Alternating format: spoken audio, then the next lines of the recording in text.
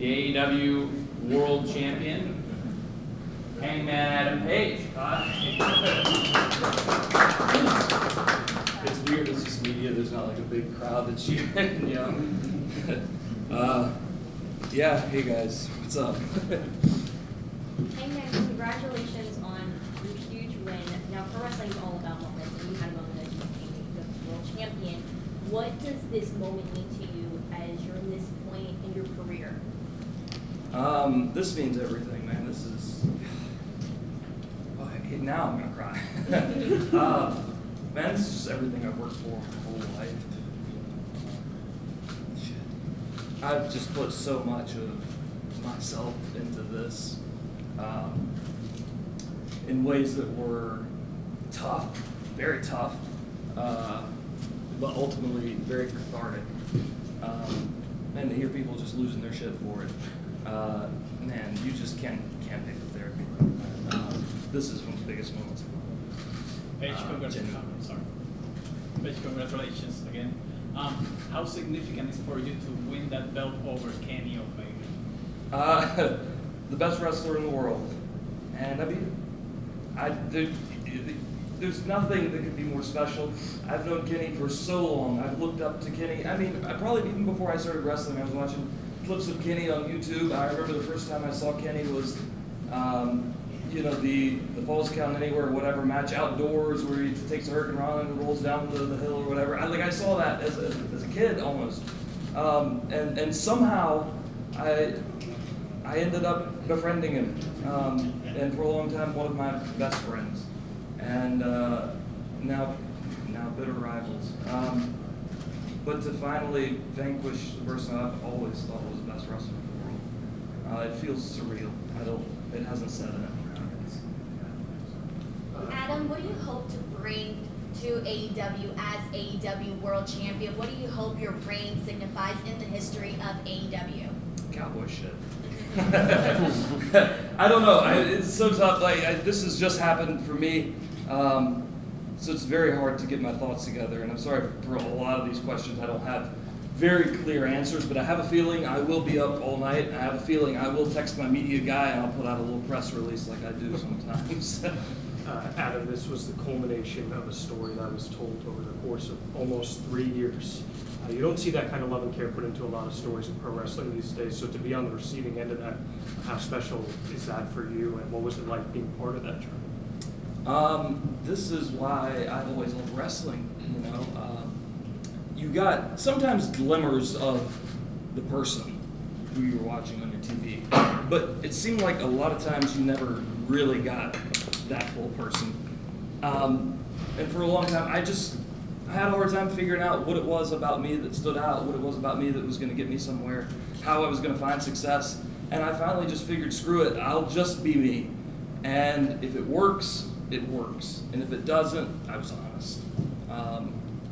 So I guess I came by it honest. And it's been an incredible ride, and it's been the privilege of my life. Adam, a lot of people thought this might have happened a couple months sooner, but you had some pretty fortunate things that happened in your life that might have prevented that. And when you came back, you mentioned that and got an incredible ovation for it. How was that for you to hear that maybe it wasn't your time a couple months ago, but the fans not only were okay with it, they loved it because you were doing what you wanted to do?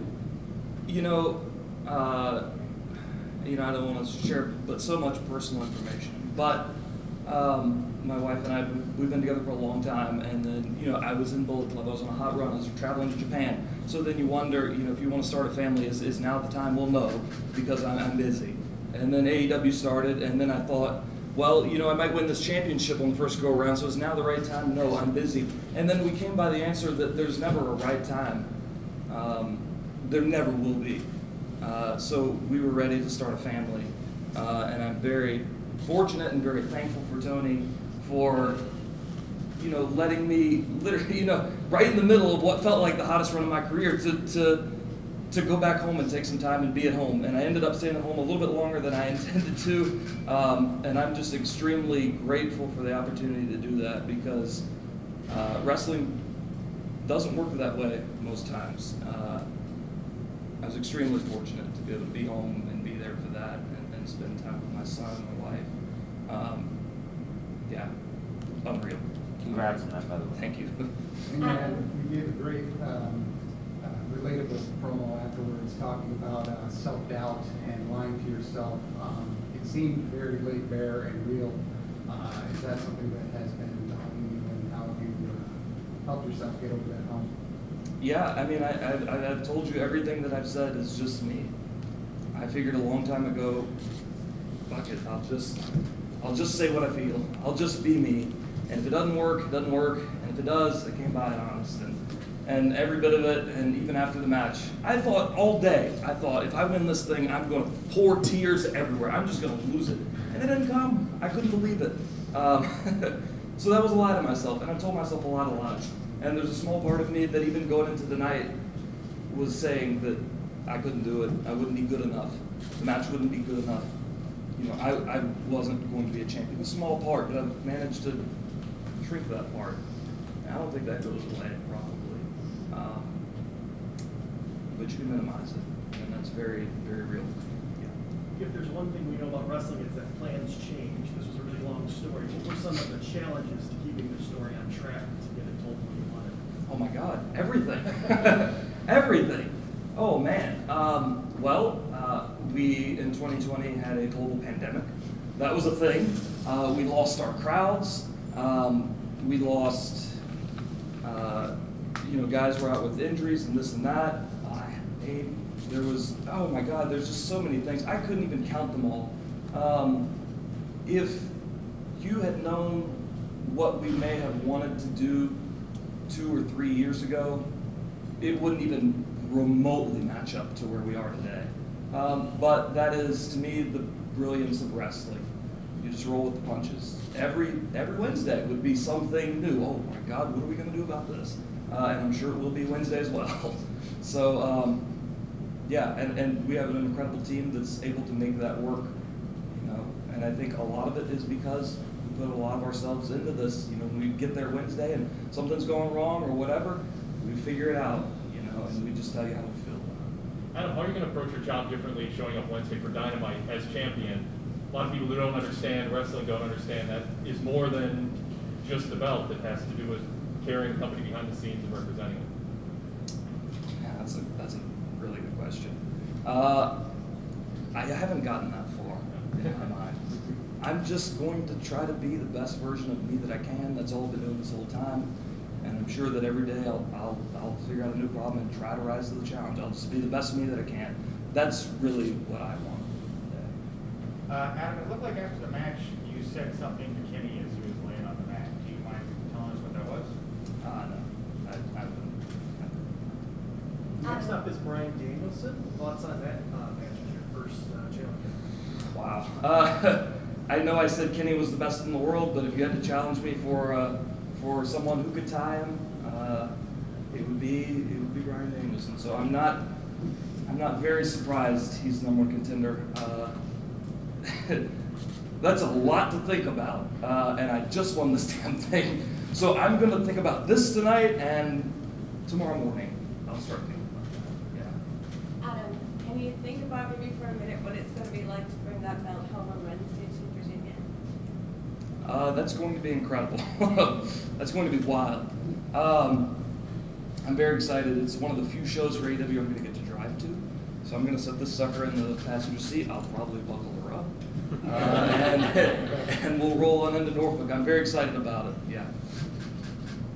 Adam, you've been very open about your insecurity. You even say on your Twitter page you're an anxious millennial cowboy. Eddie Kingston just did an article about his depression and mental health issues. What does it feel like being in a place that allows you to be vulnerable as a pro wrestler in this business?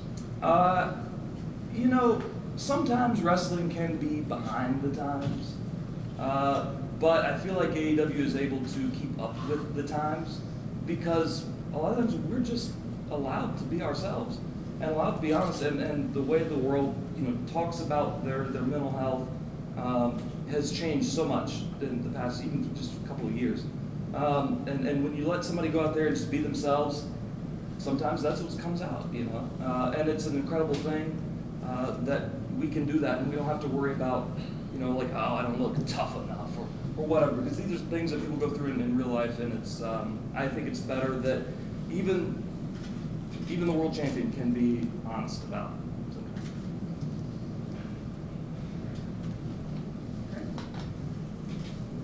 Thank you very much. Is that a Rizap? One more good one, anybody?